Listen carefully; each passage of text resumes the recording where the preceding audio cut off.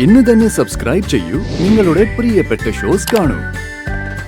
അവളുടെ ഇഷ്ടങ്ങൾക്കൊപ്പം നിന്ന് അവൾക്ക് വേണ്ടതെല്ലാം ഉണ്ടാക്കി കൊടുത്ത് അങ്ങനെ എന്താ ഒരു ഒലിപ്പീര്, ഭാര്യയോടുള്ള സ്നേഹം അങ്ങ് വഴിഞ്ഞൊഴുകല്ലേ.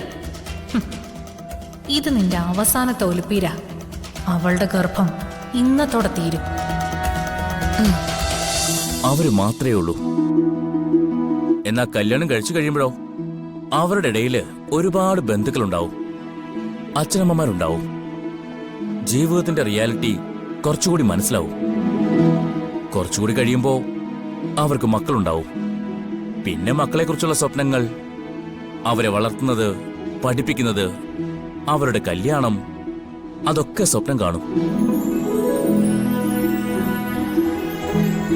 പിന്നെ വയസ്സുകാലത്ത് മക്കളെല്ലാം ഒരു നിലയിലായി കഴിഞ്ഞാൽ അവർക്ക് വേണ്ടി പ്രാർത്ഥിക്കും. വീടിന്റെ ഒരു മൂലയിൽ എവിടെയെങ്കിലും ഒതുങ്ങിക്കൂടും. ആ സമയത്താണ് അച്ഛനമ്മമാര് മക്കൾക്കൊരു ബാധ്യതയായിട്ട് മാറുന്നത്. എന്റെ പൊന്നെ, എനിക്കിതൊന്നും കേക്കണ്ടായേ.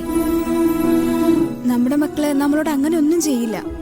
അവര് നമ്മളെ നല്ലതുപോലെ സ്നേഹിച്ചു വളർത്തും. നമ്മൾ സ്നേഹിച്ച പലതിനോടും പലപ്പോഴും നീതി കാണിക്കാൻ നമുക്ക് പറ്റിയെന്ന് വരില്ല. അത് സാഹചര്യങ്ങൾ കൊണ്ടാ. നിന്റെ കല്യാണത്തെക്കുറിച്ച് തന്നെ നിന്റെ അച്ഛൻ എന്തെല്ലാം സ്വപ്നങ്ങൾ കണ്ടു കാണും. പക്ഷേ അത് സാധിച്ചു കൊടുക്കാൻ നിനക്ക് കഴിഞ്ഞോ? അതാ ഞാൻ പറഞ്ഞത്, സാഹചര്യങ്ങൾ മനുഷ്യനെ വല്ലാതെ മാറ്റും. നമ്മുടെ കുഞ്ഞുങ്ങളെ നല്ല മനുഷ്യരാക്കി വളർത്താൻ നമുക്ക് ശ്രമിക്കാം.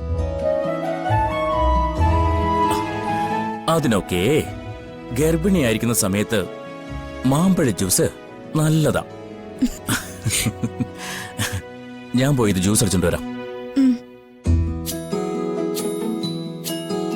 കുറച്ചുകൂടെ മധുരം ഇട്ടേക്കണേ. വേണ്ട വേണ്ട, ഇത് നല്ല മധുരമുള്ള മാമ്പഴോ.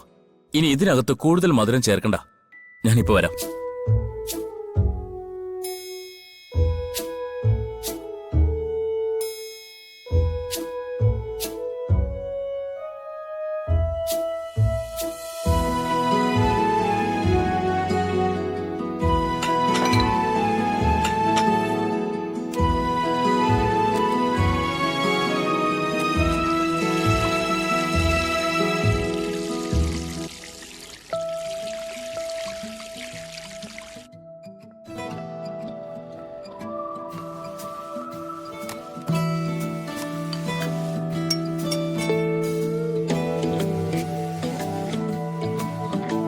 ഒരു മാങ്ങോടെ എടുത്ത് മുറിക്കാം.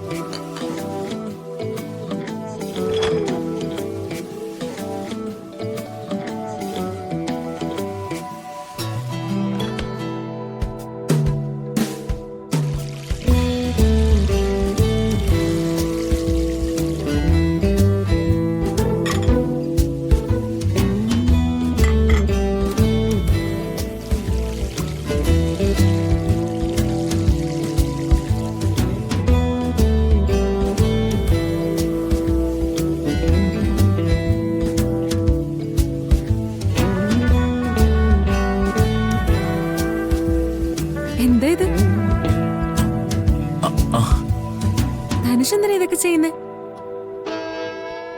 എന്തെങ്കിലും വേണമെങ്കിൽ ഞങ്ങളോട് പറഞ്ഞ പോരെ, ഞങ്ങൾ ഇവിടെ ആരെങ്കിലും ഒക്കെ എടുത്തു തരില്ലേ? മാമ്പഴം മുറിച്ചു കൊടുത്തപ്പോ സ്നേഹിക്ക് ജ്യൂസ് വേണം. അപ്പൊ പിന്നെ ഒരു മാങ്ങോടെ എടുത്ത് ചെത്താന്ന് വിചാരിച്ചു. നിങ്ങൾ പെണ്ണുങ്ങൾക്ക് മാത്രമല്ല, ഞങ്ങൾ ആണുങ്ങൾക്കും ഇതൊക്കെ അറിയാം. അതൊക്കെ ശരി തന്നെയാ. എന്നാലും ഒരെന്നാലും ഇല്ല. ഇതിനൊക്കെ വേറൊരു വശം കൂടിയുണ്ട്. ചില ഭാര്യമാർക്കേ ഭർത്താക്കന്മാർ അടുക്കളയിൽ കയറി എന്തുണ്ടാക്കി കൊടുത്താലും അത് വലിയ സ്വാദാ. പ്രത്യേകിച്ച് ഭാര്യ ഗർഭിണിയായിരിക്കുന്ന സമയത്ത്.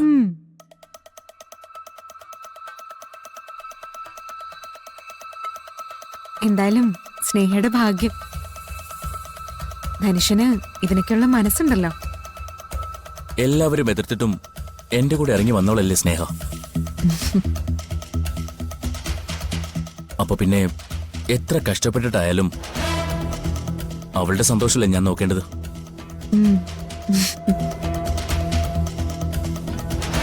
ഇപ്പൊ ഞങ്ങൾക്കൊരു കുഞ്ഞു വരാൻ പോവാ. ഈ ഗർഭകാലത്ത് അവളെ ഒരു രാജകുമാരിയെ പോലെ നോക്കണമെന്നാ എന്റെ ആഗ്രഹം. അവളുടെ ഇഷ്ടങ്ങൾക്കൊപ്പം നിന്ന് അവൾക്ക് വേണ്ടതെല്ലാം ഉണ്ടാക്കി കൊടുത്ത് അങ്ങനെ എന്താ ഒരു ഒലിപ്പീര്, ഭാര്യയോടുള്ള സ്നേഹം അങ്ങ് വഴിഞ്ഞൊഴുകുകയല്ലേ.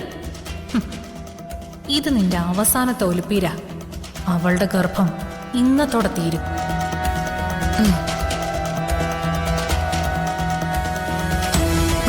ദേ അതിങ്ങിതാ, ഞാൻ ജ്യൂസ് റെഡിയാക്കാം. വേണ്ട വേണ്ട, എന്തായാലും ഈ ജ്യൂസ് ഞാൻ തന്നെ ഉണ്ടാക്കി കൊടുക്കാം. എങ്കിലേ എനിക്ക് തൃപ്തിയാകൂ. എങ്കിൽ പിന്നെ അങ്ങനെ തന്നെ ആയിക്കോട്ടെ. ബാക്കി ഉണ്ടെങ്കിലേ ഫ്രിഡ്ജിലേക്ക് വെച്ചാൽ മതി. ഓ ശരി. ശരി.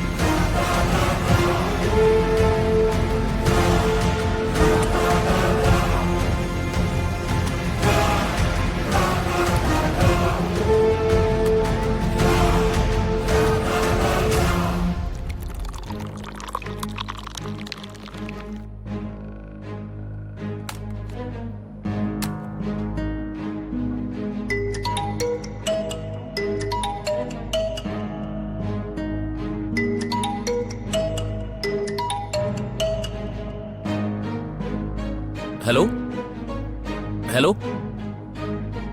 ആരാ? ഓ മനസ്സിലായി. ഞാൻ ആ ഫയൽ അയച്ചിട്ടുണ്ടായിരുന്നു. ഹലോ ഹലോ, ഒരു മിനിറ്റ്.